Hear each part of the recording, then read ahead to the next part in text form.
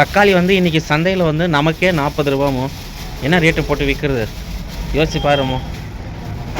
1 kilo 40 ரூபா rate ஏறிடுச்சு தக்காளி. தக்காளிக்கே வந்து பார்த்தா 500 ரூபா இன்வெஸ்ட்மெண்ட் ஆயிடுச்சு நமக்கு. கோஸ் வந்து பார்த்தீங்கன்னா கிலோ வந்து 50 ரூபாமோ.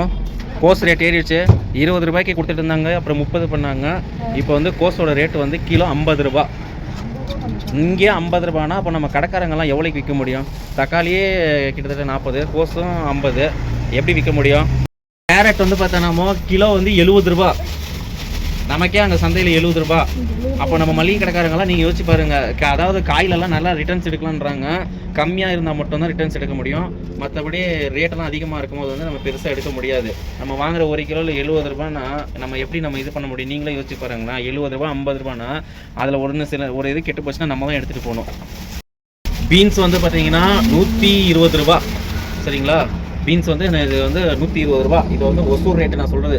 இப்போ நான் இந்த வீடியோ பார்க்குற எல்லாருக்கும் நான் சொல்கிறதெல்லாம் வந்து பார்த்தீங்கன்னா எங்கள் ஒசூர் சைடில் வந்து 120 ரூபா பீன்ஸ் வந்து 1 கிலோ 120 ரூபானா அப்போ நம்ம எவ்வளோ விற்க முடியும்? யாருன்னா வந்து கஸ்டமர் எடுப்பாங்களா? யோசிச்சு பாருங்க. நம்ம தான் வீட்டுக்கு எடுத்துகிட்டு போகணுமே. நம்ம 1/4 கிலோ 1/2 கிலோ இதெல்லாம் வந்து நம்ம தான் எடுத்துகிட்டு போகணுமே.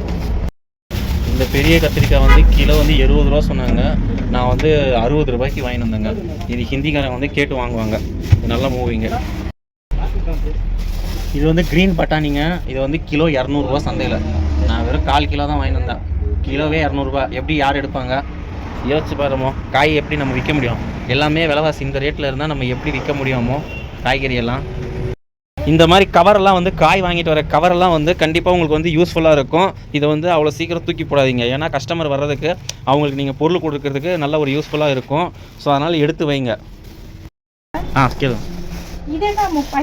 கொத்தமல்லி மட்டும் அது ஒரே ஒரு கட்டு தான் வாங்கிட்டு வந்திருக்கோம். ஒரு கெட்டே அங்கே வந்து 25 ரூபா சொன்னாங்க. நான் ரெகுலராக வாங்குறேன்றனால வந்து 20 ரூபாய்க்கு போட்டு கொடுத்தாங்க கொத்தமல்லி. அப்போ நம்ம எப்படி இதில் வந்து மளிகை கடைக்காரங்க நிறைய பேர் சும்மாவே கொடுக்குறாங்க. இந்த 20 ரூபா வந்து நம்ம வந்து ஒன்றுமே லாபம் கிடையாது. வந்து எல்லாமே எம்டியாக இருக்குது. அந்த மாதிரி எம்டியாக வைக்கக்கூடாது. அதனால வந்து பார்த்தீங்கன்னா எம்டியாக வைக்காமல் அதை வந்து ஃபில் பண்ணணும். நான் பின்னாடி இருந்து இப்போ ஒரு பாக்ஸ் எடுத்துகிட்டு வந்தேன். நல்லா அரேஞ்ச் பண்ணி வச்சுக்கிட்டேன். கஸ்டமர்ஸ்க்கு கொஞ்சம் வியூ காட்டினா தான் நம்மளால சேல்ஸ் பண்ண முடியும் இந்த இடத்துல.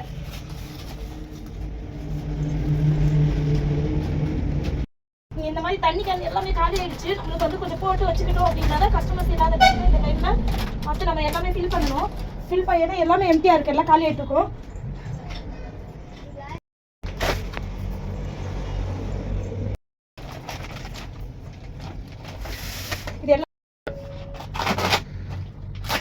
என்னடா தண்ணியை வந்து நான் இப்படி அடுக்கி வச்சுட்டு இருக்கேனே அப்படின்னு நினைக்காதீங்க.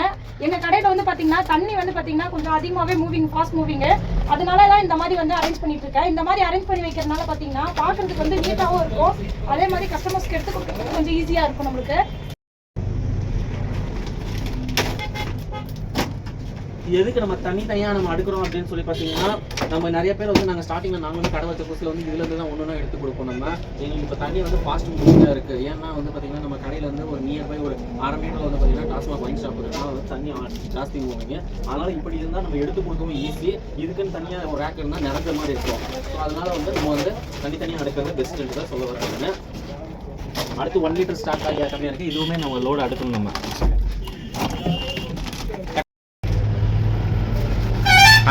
இது எல்லாமே பாத்தீங்கன்னா 10 ரூபா பாக்கெட்டு. இது எல்லாமே 10 rupees வந்து மூவிங் தான். இது வந்து கொஞ்ச நாள் போட்டுட்டு இருந்தாங்க, அதுக்கப்புறம் போடாம விட்டாங்க. இப்போ வந்திருக்கு புதுசா. இதுக்கான இடமும் அரேஞ்ச் பண்ணி இந்த இடத்துல நம்ம செட் பண்ணி ஆகணும். நான் இதை இப்போ நான் அரேஞ்ச் பண்ணிட்டு உங்களுக்கு காட்டுறேன் பாருங்க. ஸோ இடமே இல்லாத மாதிரி இருந்துச்சு இந்த இடத்துல. அதை வந்து அரேஞ்ச் பண்ணி அந்த இடத்துல நம்ம புது பொருளாக இருந்தாலுமே அதை வந்து நம்ம டிஸ்பிளே பண்ணால் மட்டும்தான் நம்ம சேலே பண்ண முடியும். அதனால தான் இப்போ இந்த இடத்த வந்து உங்களுக்கு அதுக்கு அரேஞ்ச் பண்ணியிருக்கேன். இந்த இடத்த அரேஞ்ச் பண்ணது மட்டும் இல்லாமல் அதுக்கு எந்த இது பண்ணியிருக்கேன்னு பாருங்கள். இந்த மாதிரி இது வந்து ஏதோ ஒரு ஜார்லையோ அந்த மாதிரியெல்லாம் எதுவும் கொடுக்க மாட்டேங்கிறாங்க. 10 ரூபாய்க்கு இந்த மாதிரி பேக்கிங்கில் தரது பெரிய விஷயம்தான். இருந்தாலுமே இதை வந்து இப்படியெல்லாம் நம்ம ஊக்கு போட்டு இது பண்ணுறதெல்லாம் வந்து நம்மளால் பண்ண நீட்னஸாக இருக்க முடியாது. பாருங்கள், இப்போ இந்த பாக்ஸில் இந்த மாதிரி நீங்கள் அரேஞ்ச் பண்ணி வச்சிங்க அப்படின்னா கஸ்டமர்ஸ்க்கு பார்த்து வாங்குறதுக்கு வந்து கொஞ்சம் நல்லா யூஸ்ஃபுல்லாக இருக்கும். இந்த மாதிரி அரேஞ்ச் பண்ணி நீங்கள் நீட்டாக டிஸ்பிளே பண்ணுங்கள்.